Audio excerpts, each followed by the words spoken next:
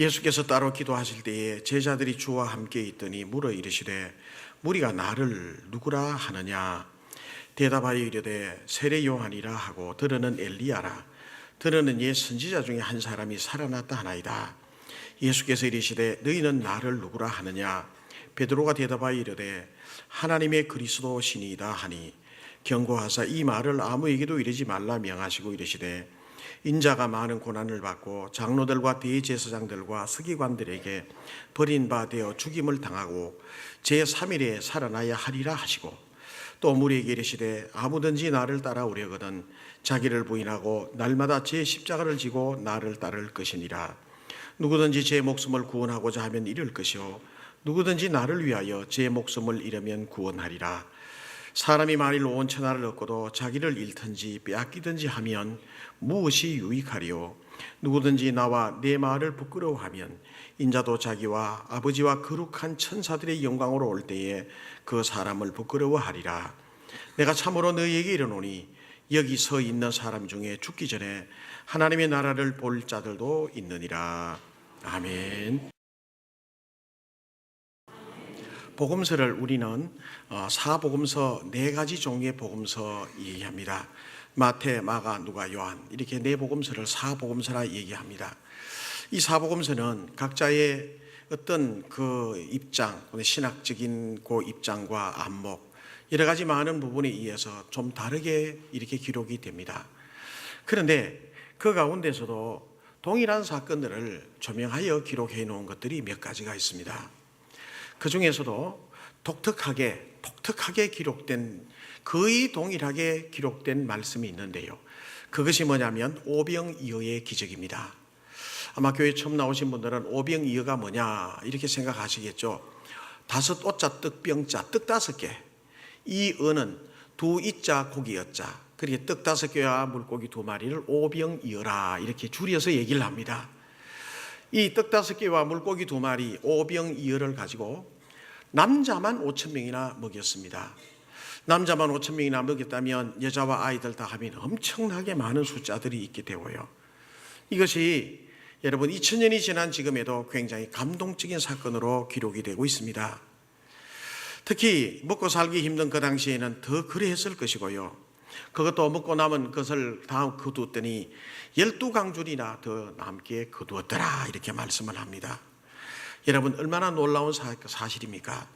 특별히 요한복음에 보면 사복음 중에 또 동일하게 이 오병이어 기적이 기록되어 있지만은 요한복음에 보면 사람들이 그 고픈 배를 그러니 오병이어를 가지고 5,000명이나 먹이고도 엄청나게 많은 것을 남겼으니 사람들은 깜짝 놀랐습니다. 그래서 사람들은 이제 이분을 우리의 왕으로 삼고 이분을 우리의 지도자로 삼으면 우리는 이제 배고픔은 사라지게 될 것이라고 하는 기대감을 가졌습니다.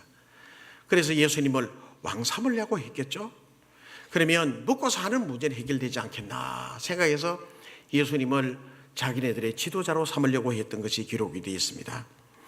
이렇게 사람이 먹고 사는 문제는 여러분 이 세상에 인간이 존재하는 이상 끊임없는 문제일 것입니다.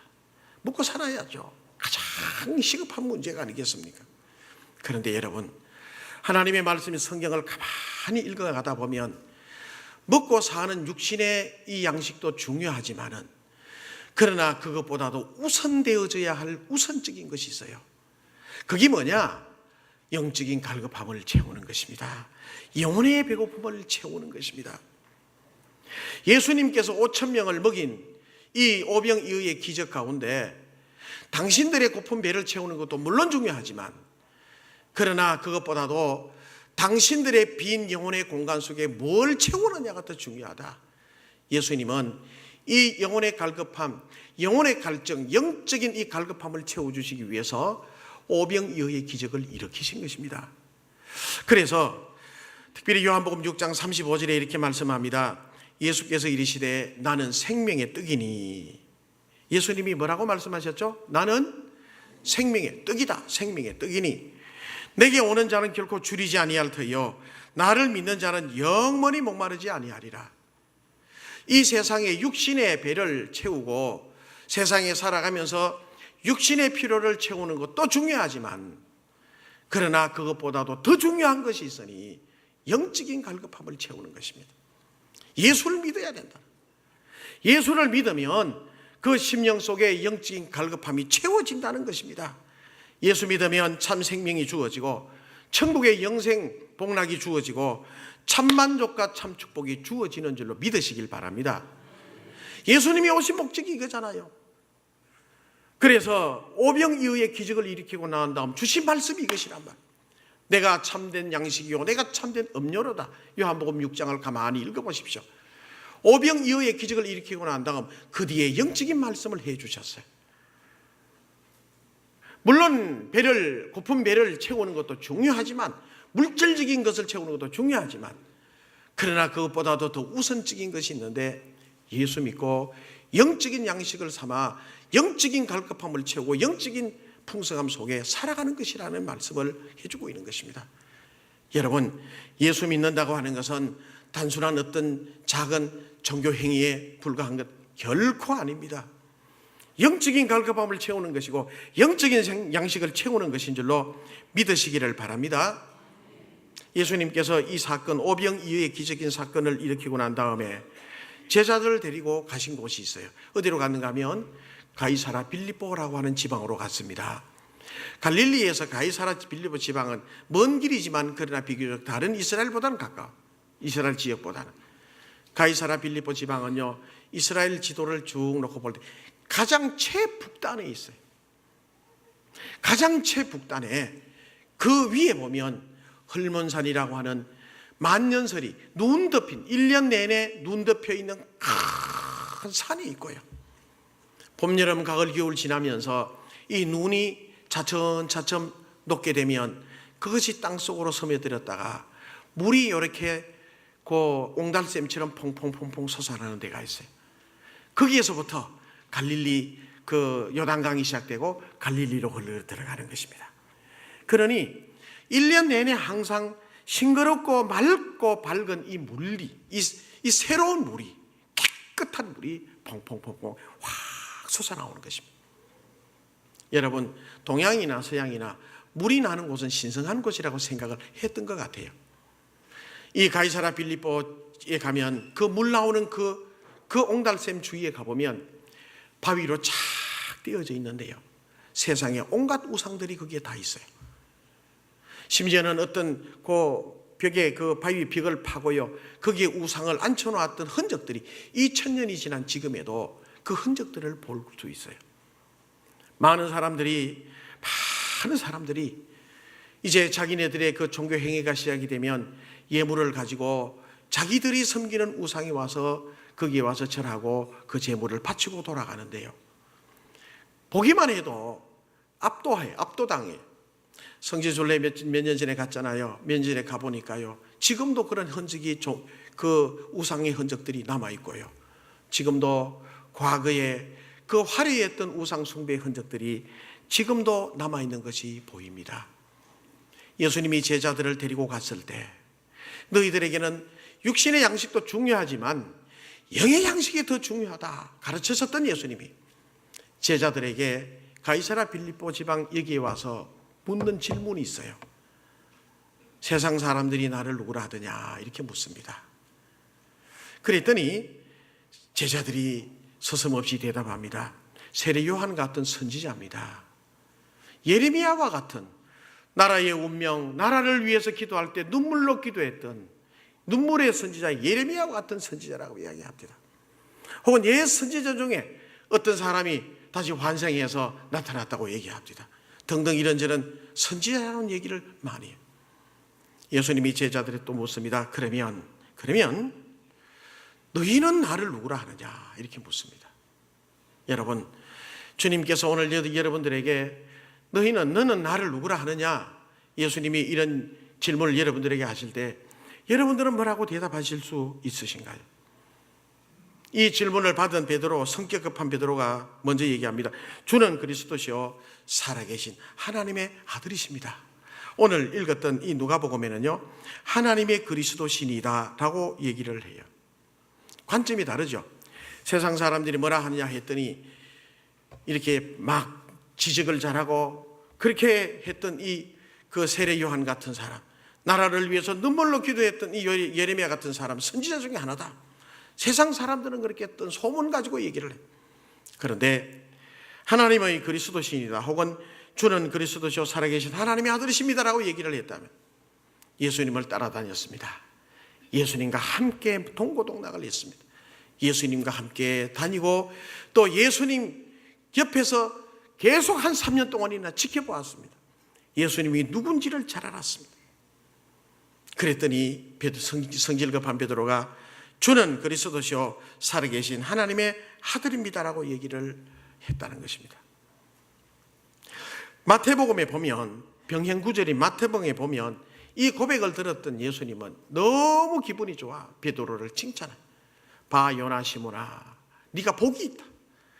네가 그렇게 고백한 너가 얼마나 복된 사람이냐.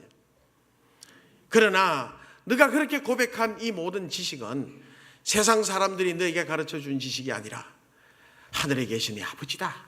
하나님의 영이, 성령께서, 하나님의 거룩한 영이 너에게 그것을 가르쳐 주셨다 하시면서 뭐라고 말씀하시는가 하면, 너는 베드로라, 이 반석 위에 내 교회를 세우리니 음부의 권세가 이기지 못하리라 말씀을 하십니다. 그러면서 귀한 사명을 주시죠. 내가 천국 열쇠를 내가 너에게 주리니 네가 땅에서 무엇인지 매면 하늘에서도 매일 것이요 네가 땅에서 무엇이 풀면 하늘에서도 풀리리라 하고 말씀을 하고 계십니다. 이제 이 말씀을 하시고 난 다음에 제자들에게 그렇게 말씀합니다. 이제 내가 예루살렘에 올라가면 장로들과 대제사장들과 서기관들에게 내가 배반을 당한다.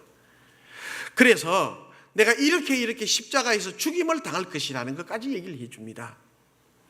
이런 본문의 말씀들을 복음서와 이렇게 서로 비교를 해보면 상당히 조금씩 관점에 의해서 차이가 나는 것을 느낄 수가 있어요. 그런데 우리는 보통 마태복음을 가지고 이 말씀들을 우린 잘 설교하기도 합니다. 우리 오늘 이 말씀을 가지고 이 누가복음 오늘 본문의 말씀과 마태복음에 나오는 이 고백, 이 말씀을 가지고 한번 깊이 생각해 보려고 그래요. 여러분, 왜 예수님께서 이 가이사랴 빌립보 지방으로 갔으며 왜 물었으며 너희들은 나를 누구라 하느냐고 왜 물었으며 왜 고백을 듣기를 원했을까? 왜 예수님이 너희는 나를 누구라 하냐고 왜 물었을까요? 예수님은 이제 십자가를 지실 것도 아시고, 그리고 장래하여 3일 만에 부활할 것도 아시고, 이제 성천하여 하늘나라 가실 것도 예수님은 이미 하셨어요. 예수님이 계실 때는 제자들과 다니면서 하나님의 말씀을 가르치고 천국 복음을 전하고 병자도 고치고 할 수 있어요. 그런데 중요한 것은 예수님이 가시고 나면 누가 그 일을 하겠느냐는 거라. 누군가가 이 일을 해야 되는데 너희들이 해야 된다. 그렇다면 너희들은 나를 누구라고 생각하느냐 하시면서 교회가 있어야 될 필요성을 얘기를 해주고 계시는 것입니다.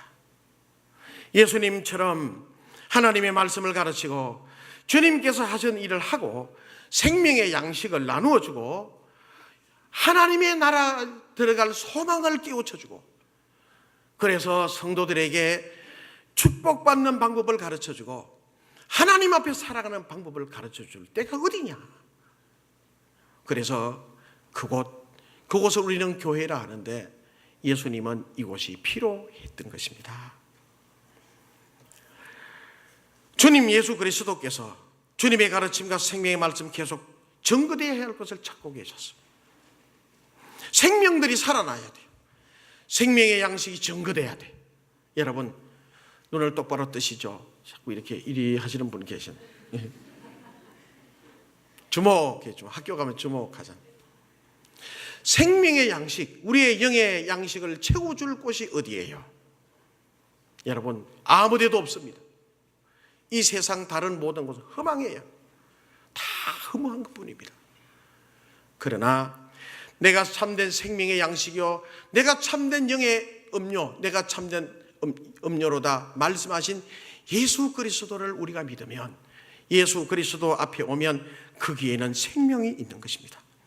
그 말씀을 듣고 생명이 살아나는 것입니다. 그 말씀을 듣고 심령들이 영생의 은혜를 잊게 되는 줄로 믿으시길 바랍니다. 이 세상에 나가서 복을 받고 살아야 되는데요, 여러분 복 받고 사는 방법들 밖에 나가서 보십시오. 곧 될 것 같죠? 천만에요. 그 복 받는 방법을 얘기를 해줄 수 있는 곳이 주님께서 세우기 원하셨던 교회예요, 교회.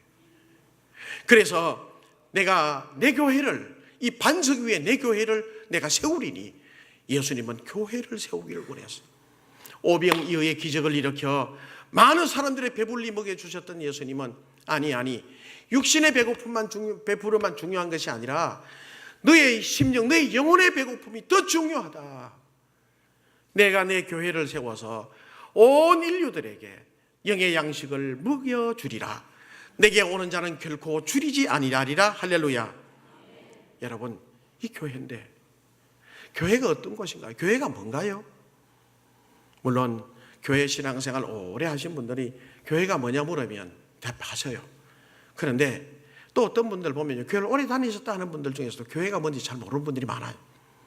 요 근래 보면 또 새신자로 되어서 행복지주 5.18 들어오셔서 교회 다니다 보면 교회가 뭔지를, 교회가 어떤 곳인지를 잘 모를 가능성이 많아요.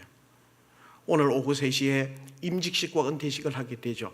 임직받는 분들은 적어도 교회가 어떤 곳인지를 바로 알고 주님 앞에 헌신하며 충성해야 될 줄로 믿습니다. 교회는 누구의 것이며 교회는 누가 세웠으며 어떻게 해야 되느냐? 여러분, 교회는 누가 세웠죠? 교회 주인은 누구죠? 제가 풍양 중학교 출신이거든요. 그때는 공부 열심히 했어요. 그래서 고등학교를 상주로 오지 않고 상주로 온 친구들이 참 많았어요.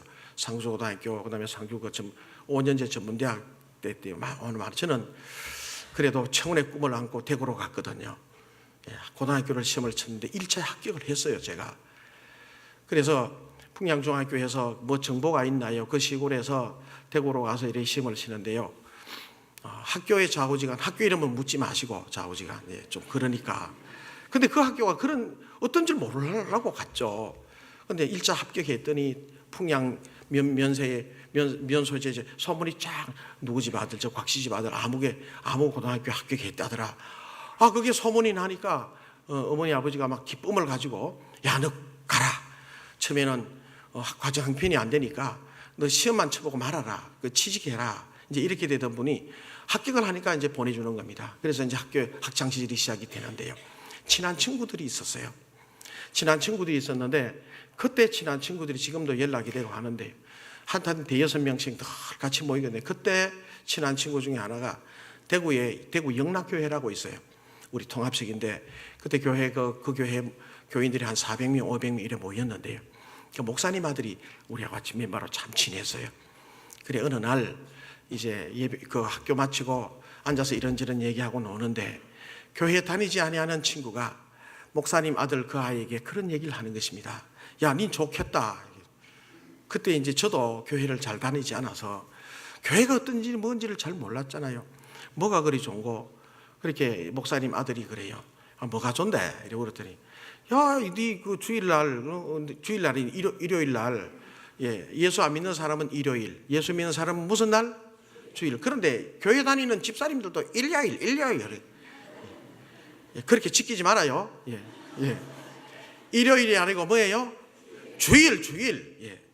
어떤 분은 항존직이 일요일. 무슨 날? 주일. 그래 이 친구는 교회를 안 다니니까 야, 네 일요일 날, 네 그 교인들이 그 헌금 많이 한다면서 그것도 너 아버지 거 아니라? 그러면 네 용돈도 많이 받잖아. 이런 얘기를 하더라고요. 그래서 기가 솔깃했죠. 진짜 그러나? 이랬더니 무슨 소리야. 그래 옆에 또 하나가 뭐라고 하는가 하면 야, 교회 헌금을 하면 장로님하고 목사님하고 둘이 앉아서 헌금가 장로님 한 푼, 내 한 푼.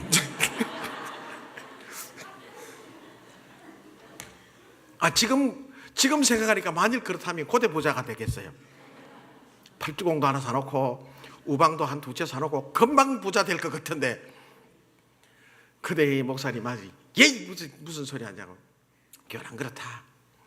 가만 그 생각이 그때 대화가 생각이 나요. 교회를 다닐지라도 또 외부에 많은 사람들이 교회를 이상하게 생각하고 있겠구나. 마태복음 16장 18절에서 19절 보면요, 이렇게 말씀합니다. 마태복음 16장 18절 19절 읽어보겠습니다. 시작. 또 내가 네게 이르노니 너는 베드로라. 내가 이 반석 위에 내 교회를 세우리니 음부의 권세가 이기지 못하리라. 내가 천국 열쇠를 네게 주리니 하늘에서도 매일 것이요 네가 땅에서 무엇이든지 풀면 하늘에서도 풀리리라 하시고. 아멘. 교회를 누가 세운다고 했습니까? 교회를 누가 세운다고 했어요? 말씀에 보면 누가 세운다고 했어요? 예수님이 세운다. 예수님이 말씀하시기를 너는 베드로라. 내가 이 반석 위에 내 교회를 세우리니. 내 교회를 세운다고 그랬어요. 사람의 교회가 아닙니다. 예수 그리스도 그분, 우리 하나님이 내 교회를 세우겠다고 말씀하셨어요. 하나님이 세우신 하나님의 교회인 줄로 믿으시길 바랍니다. 우리 교회도 누가 세웠어요? 하나님이 세우셨어요. 물론 주의 종들이, 목사님들이나 혹은 또 장로님들, 은퇴하신 분 장로님들 얼마나 힘쓰요. 주의 종으로, 주님의 쓰임받는 도구로 한 시대에 정말 열심히 충성하게 봉사하며 쓰임받았어요. 그러나 주님이 세우셨어요. 주님이 세우셨기 때문에 그 주인은 누구예요? 주님이 주인이 되셔야 되는 것입니다. 그러면 주인이 주님이시라면 교회는 누가 다스려요? 주님이 다스려야 되는 것이죠. 주님이 다스려야 되는 것이죠. 교회가요, 친교도 하고 사회봉사도 하고 사회복지도 하고 많이 해요. 친교한다고 해서 교회입니까? 교회가 친교는 할 수 있을지 몰라도 친교하는 단체라고 다 교회라고 할 수는 없잖아요. 사회복지를 합니다. 교회가 사회복지 사업을 할 수는 있어요. 그러나 사회복지 사업을 한다고 다 교회는 될 수가 없어요. 할 수도 있고 안 할 수도 있어요. 교회는 사람이 많이 모일 수도 있어요. 그러나 사람이 다 많이 모인다고 해서 다 교회라고 할 수는 없잖아요. 교회는 누가 주인이며 성도들의 마음속에 누구를 주인으로 모시고 신앙생활 하느냐에 따라 그 정체성이 달라지게 되어져 있는 것입니다. 그러므로 여러분, 교회는 주님이 세우셨고 교회의 주인이 주님이시라고 한다면 우리 성도님들은 항상 그 주인의 마음을 알아가야 돼요. 주인이 어떤 생각을 하고 계시는가, 주인이 뭘 기뻐하실까를 생각해야 돼요. 주님이 뭘 생각하실까, 주님이 어떻게 생각하실까. 할렐루야. 한번 따라해 보시겠습니까? 주님이시라면 어떻게 생각하실까? 그렇죠. 크게 한번 따라해요. 주님이시라면 어떻게 생각하실까? 할렐루야. 아멘. 저도, 여러분도, 모든 성도님도 마음속에 예수님이라면 어떻게 생각하셨을까? 예수님이라면 이 일을 어떻게 하실까? 이런 생각을 하면서 신앙생활 할 때 교회의 주인이신 그분이 기뻐하세요. 할렐루야. 아시겠습니까? 그분의 의도에 의하지 않고 이외에 어떤 불순한 의도로 교회에 들어오고 불순한 의도로 교회를 이용하려고 한다면 하나님이 싫어하세요. 하나님이 그 이상은 두려운 말하지 않겠어요. 주인의 기쁨 속에 주인을 존중하지 않고 개인의 어떤 불순한 의도로 의해서 교회를 이용하려고 한다면 그것은 하나님이 기뻐하시지 않는 것입니다. 할렐루야. 마태복음 16장 18절 또 읽어보겠습니다. 마태복음 16장 18절 시작. 또 내가 네게 이르노니 너는 베드로라. 내가 이 반석 위에 내 교회를 세우리니 음부의 권세가 이기지 못하리라. 교회를 어디에 세운다고 했습니까? 반석 위에. 반석이 뭐냐? 반석을 찾아보면요, 넓고 평평한 큰 바위, 넓은 큰 바위를 반석이라고 해요. 그래서 여러분, 이 반석을 어떤 교단에는요 베드로를 반석이라고 해서 베드로 위에 교회를 세운다고 해서요 베드로를 초대 교황이라고 하는 어떤 교단도 있어요. 아니요, 그건 아닙니다. 이걸 헬라어로 깊이 원문에 들어가 보아도 그게 아니고 베드로가 가졌던 그 신앙의 마음, 신앙의 믿음을 가진 성도들, 그 성도들이 모였을 때 그걸 가지고 주님이 크게 교회를 세우겠다고 하는 말씀이에요. 예수님을 자기 하나님으로 고백하고 예수님은 우리의 하나님이십니다. 할렐루야. 예수님은 우리의 하나님이십니다. 예수님을 자기 하나님으로 고백하고 그 신앙을 따라 살려고 노력하는 사람들, 가난하든 부하든 배웠든 못 배웠든 상관없이 모든 사람들은 교회의 반석들입니다. 여러분 물어볼게요. 예수님을 하나님으로 고백하실 수 있겠습니까? 예수님을 우리의 주님으로 고백하십니까? 우리를 위하여 죽으시고 부활하신 그 주님, 우리의 구세주 되신 그 사실을 믿습니까? 그러면 그걸 고백할 수 있다면 우리 모두는 반석이 되는 것입니다. 뭐가 된다고 그랬어요?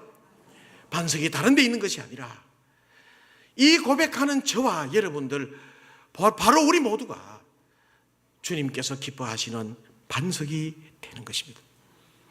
처럼 주님이 세우시고 진리의 반석이 되시는 교회는 음부의 권세가 해하지 못한다고 그랬어요. 음부의 권세가 무엇입니까? 사탄의 권세라. 역사적으로요, 교회를 해하려고 했던 이 악한 세력들이 역사적으로 2000년 역사가 얼마나 많았던지 몰라. 그런데요, 묘한 것은 교회를 압박할수록, 교회를 핍박할수록, 교회를 없애려고 할 때 할수록 교회는 더 용성하게 됐어요. 이 역사가 증명합니다. 중국에도 문화혁명 때 그런 일들이 있었고요. 특별히 로마 시대 10대 박해 때요, 엄청나게 기독교인들을 박해했지만은 더 기독교는 마치 인동조처럼요, 더 부흥되어 발전되어 갔다는 것입니다. 결코 음부의 권세가 해할 수가 없는 것입니다. 자, 그러면 교회가 해야 될 일이, 사명이 뭐예요? 사명이 19절, 오늘 보면 마태복음 16장 19절 말씀에 보시면 교회에 주신 아주 귀한 사명을 주어지고 있어요. 19절 한번 읽어보겠습니다. 시작. 내가 천국 열쇠를 내게 주리니 네가 땅에서 무엇인지 매면 하늘에서도 매일 것이요 네가 땅에서 무엇인지 풀면 하늘에서도 풀리리라 하시고. 자, 천국의 열쇠가 뭐냐, 이 해석에 논란이 참 많이 써왔습니다. 근데 저는 이렇게 생각을 해요. 천국의 열쇠는 복음이에요. 복음. 누가 하늘나라의 천국에 갈 수 있나요? 여러분, 누가 갈 수 있죠? 착한 일 많이 하고, 그리고 또 마음 선하게 먹고 하면 천국에 갈 수 있나요? 예수 믿어 죄 사함을 받아야 돼. 죄 사함 받지 않고는 결단코 구원을 받을 수가 없어요. 여러분, 죄 사함 받아야 되는 줄로 믿습니다. 죄 사함 받는 길은 예수님이 나를 위해 십자가 위에서 피 흘리신 그 피의 은혜로 말미암아 나에게 죄 사함을 주셨다는 거예요.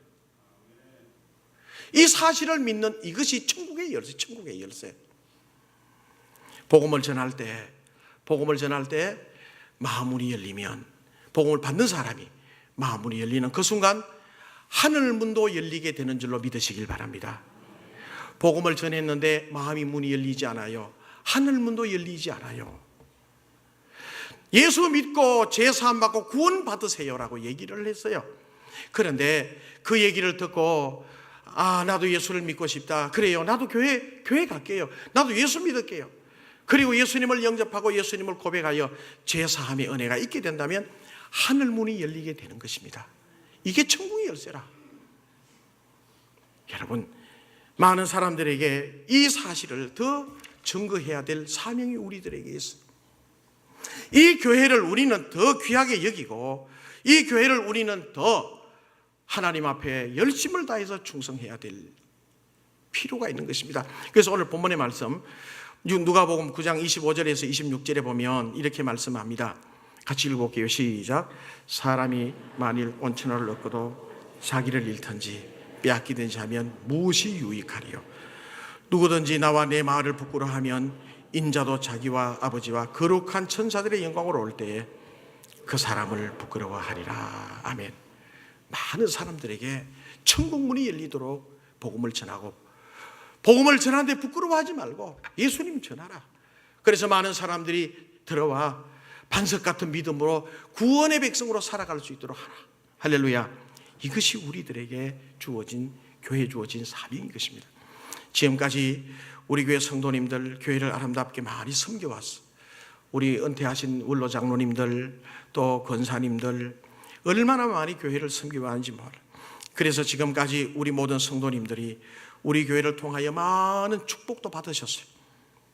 우리 지금 현재는 장로님들과 안주지사님, 권사님들 얼마나 열심히 잘 섬깁니까? 또 이름도 없이 빛도 없이 주님 몸된 교회를 잘 섬기고 있어요. 교회를 섬기면서 많은 축복도 체험을 해요.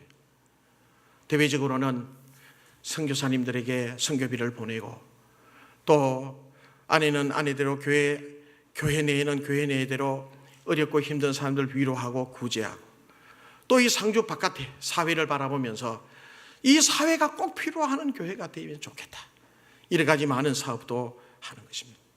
여러분, 우리는 모두 한 사람 한 사람 반석 같은 믿음으로 모여 우리는 반석입니다. 반석. 이 위에 우리가 교회가 존재해요. 주님의 몸된 교회가 점점 더 하나님께서 기뻐 여기시는 축복된 교회가 되는 것은 저와 여러분 한 사람들의 노력과 한 사람들의 하시는 태도에 달려져 있어요. 제가요, 어릴 때 이렇게 쭉 보니까요, 저희 반에 중학교, 초등학교, 고등학교 되고 나왔으니까 초등학교, 중학교 때 풍양에요, 이렇게 보면 동네들이 많은데 어떤 동네는 양반 동네가 있더라고. 예. 어떤 동네는 쌍놈 동네가 있더라고. 예. 묻지 마세요, 저한테. 예. 근데 이제 밥을 먹다가 이제 밥상머리 교육을 받잖아요. 아버지가 그런 얘기를 해요. 야, 아무네 동네는 그 양반이다. 그 양반, 그 옛날 우때는 어떤 대감이 거기에 뭐 나왔고, 뭐 공부도 잘했고, 야야, 어떤 동네는 그 쌍놈 동네대, 그 애들한테 조심해라, 이런저런 얘기를 참 많이 들었는데, 이거 왜 저런 말씀하실까, 요새 세상에.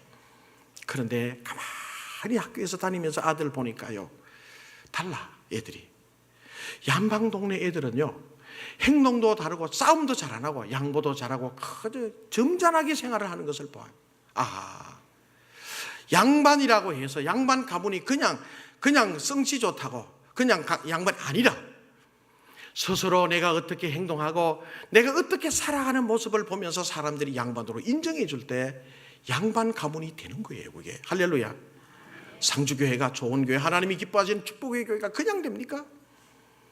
반석되는 여러 성도님들, 저와 여러분들이 열심히 충성을 하고 열심히 기도하고 하나님의 말씀을 따라 하나님의 은혜 가운데 살아가려고, 여러분 교회에서도 바깥에서도 그렇게 하나님의 자녀로 반석 같은 믿음의 사람으로 살아가게 될 때 주님의 몸된 교회 상주교회는 명품교회, 양반교회가 되는 줄로 믿으시기를 바랍니다. 그래 되는 거예요. 미국의 16대 대통령 아브라함 링컨 대통령, 유명한 기트스버그의 연설이 있잖아요. 국민에 의한, 국민을 위한 국가의 국민의 국가, 국민에 의한 국민을 위한 국민의 국가를 건설하자 하면서, 국가가 여러분들에게 뭘 해줄 것을 여러분들이 생각하지 말고 여러분들이 국가를 위해서 뭔가를 할 수 있는 것을 고민하십시오. 저는 이걸 바꾸고 그렇게 얘기할 수 있을 것 같아요. 교회가 여러분들에게 뭘 해줄 것을 바라지 말고 여러분들이 교회를 위해서 어떻게 섬기며 교회를 어떻게 충성하며 나가야 될 것인가를 여러분들이 생각하게 될 때 교회는 하나님이 오시기 아름다운 축복된 교회가 되리라고 믿습니다. 할렐루야. 여러분, 오늘 임직받는 분들뿐만 아니라 우리 모든 성도님들이, 반석 같은 믿음을 가진 성도님들이 정말 교회를 위해서 열심히 헌신하십시오. 교회를 위해서 충성하십시오. 여러분, 하나님이 축복해 주실 줄로 믿습니다. 주인 되시는 그분이 놀라운 은혜로 여러분들이 사는 가정과 자녀들을 축복해 주셔서 하나님의 은혜 가운데 있게 해 주실 줄로 믿습니다. 주님 몸된 교회를 잘 섬기시고 축복받는 우리 모든 성도님들 되셔서 명품 상주교회가 될 수 있도록 여러분 노력하시는 우리 모두가 되시기를 주님의 이름으로 축원합니다.